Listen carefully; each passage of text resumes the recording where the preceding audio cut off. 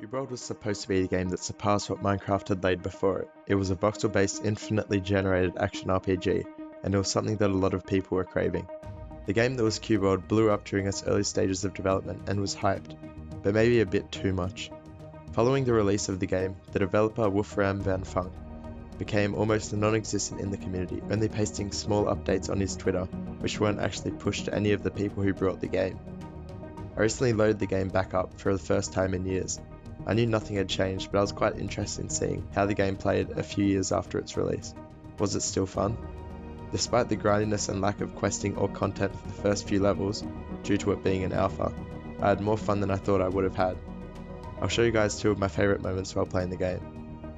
My first experience occurred when I was on the outskirts of Thalgar City. I was simply harvesting pineapples, when I noticed 3 frogmen standing on the outskirts of town as well. I think they were patrolling or something. I attacked one of them because I wanted to see what would happen, and instantly all 3 of them started attacking me with everything they had. I was simply running as fast as I could, and I tried to get back into town so I could get some people to help me. 4 humans came to my aid straight away, and they started attacking them. When they saw that I had this one, I kept attacking him by myself, and I eventually finished him before going to help them. He dropped a copper coin so I could upgrade my gear later, and I went up to their aid to finish them. It seemed like they ran through the house or something, which was quite cool. I didn't think that was actually possible. We finish them together. One tries to run away, but he doesn't make it, and we finally kill him. This was actually quite interesting, because I didn't think the NPCs in this game actually had a mind of their own, but they could actually come help instead of just standing there, because usually when you talk to them, they just give blank responses, so this was actually quite impressive.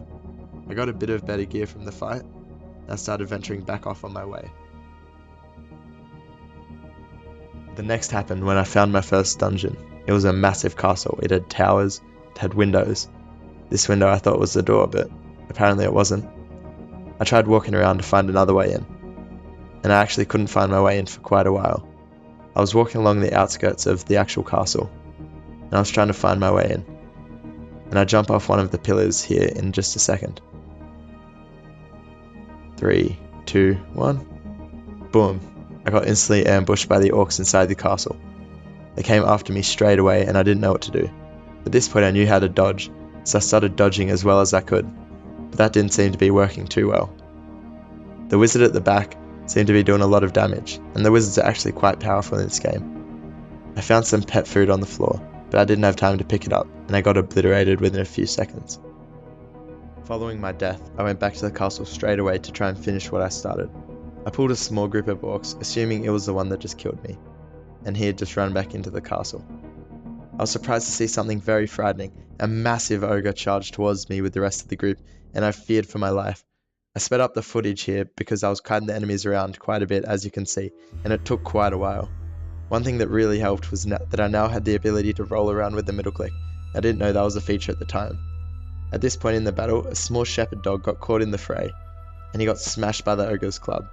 I tried finishing the rest of the enemies, and I eventually dwindled down the ogre to no health at all. He was done, and there was one orc left. He was an archer just like me.